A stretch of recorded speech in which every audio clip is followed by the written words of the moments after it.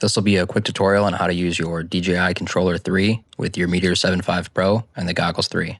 This also works with the Goggles N3, 2, and Integra. Let's go.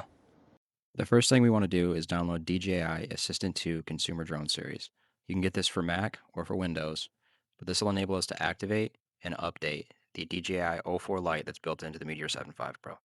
While you're installing the app, make sure that you select the two check marks that are right here under Data Authorization when you're installing. It's very important for activating the DJI O4 Lite inside of the quad.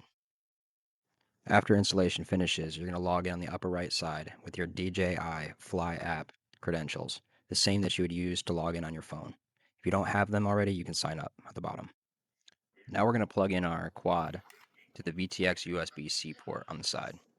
It should take a few seconds to connect, but once it does, you'll probably get a pop-up. Just allow the pop-up, and then you're going to see the DJI O4 Lite on the side. Usually it'll ask you to activate. If it doesn't, don't worry. It just means it's already good to go, and you can update the firmware. Doing this ensures that we're not going to have any problems going forward, and that your device will actually connect with your goggles and with your controller.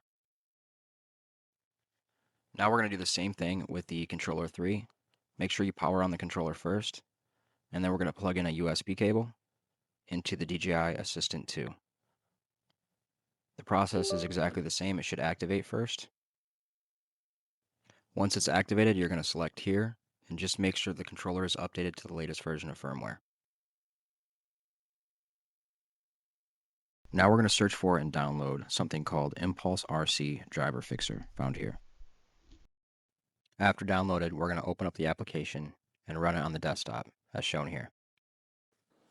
With the application running, we're going to plug it into the bottom USB port. There should have been a plug converter provided that came in the box. We're going to be plugging into that USB-C off the bottom, not the VTX USB. So with the Impulse RC running, we're going to plug this into the PC.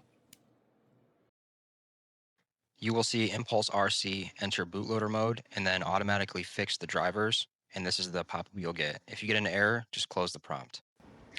Congrats if you made it this far. Now your drone and your PC are both ready to have Betaflight configuration updated. This quad by default comes with a Crossfire ELRS configuration. We are now going to be changing it to SBUS. This part is more technically difficult, so remember to stay patient and stay calm. Now we're going to open up Google Chrome and type in Betaflight configurator. It'll be the first one that pops up at the top. I always use the web browser version. It's more reliable. You should come to a page that looks just like this. With Betaflight running, we're going to plug in via USB onto the flight controller and then click Connect in Betaflight. Now we're going to come down to the bottom into the CLI, and then we're going to type dump, D-U-M-P, enter. Now we're going to save this to file on the bottom right, onto the desktop preferably, click save. This saves all of your configuration for your entire quad in case something goes wrong, or like in our case, we're going to use it and load it after we update the firmware. Now we're going to unplug our quad and put it into DFU mode and plug it back into Betaflight. This will be arguably the hardest part of the entire process.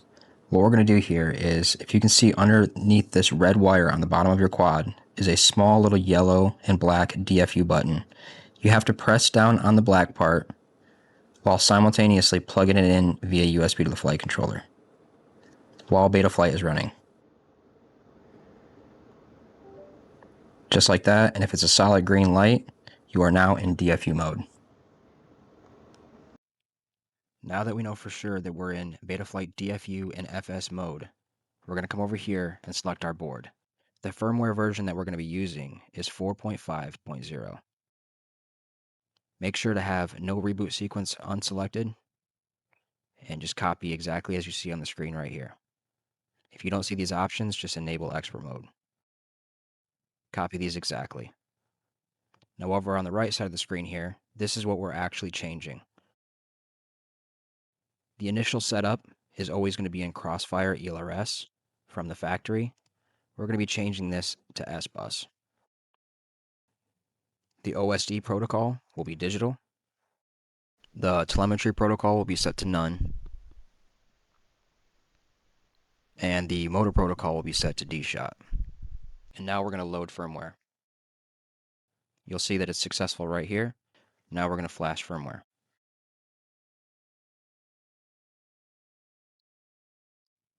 There'll be a green loading bar at the bottom. Just wait for it. Do not unplug it until it says successful.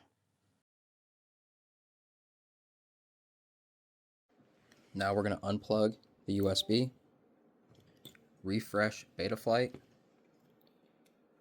and then plug it back in. And then click connect on Betaflight. Now we're going to navigate back down to our CLI, and we're going to load our previous saved file for all of our configuration to wherever you saved it. And then execute. This is going to load all the previous settings that you had on your Meteor 7.5 Pro. Don't forget to type save and enter.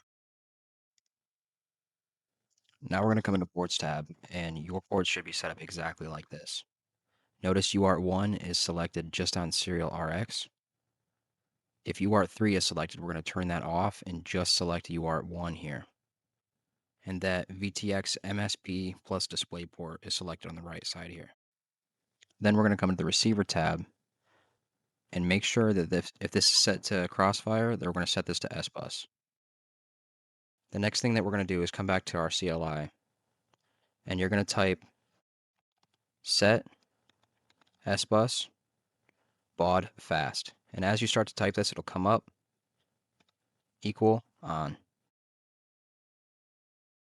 Enter. This is going to set your SBUS protocol to baud fast. You're going to do the same thing inside of your goggles, and I'll show you that next. Don't forget to type save and then enter.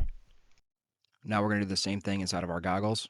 We're going to navigate down to settings, control, protocol, and change this to SBUS baud fast. Congratulations, that is it. You are now fully connected to your drone, your goggles, and your controller. You'll notice solid green lights on everything. It is ready to fly. The only thing you have to do is set up your modes, and if you guys would like, I can do a separate video on modes, but it's pretty easy. You can find that anywhere on YouTube. It's essentially setting up your buttons on your controller, but everything is now connected. As always, I appreciate you guys watching. Thank you so much for your support. If you like these tutorials, don't forget to follow, like, and share.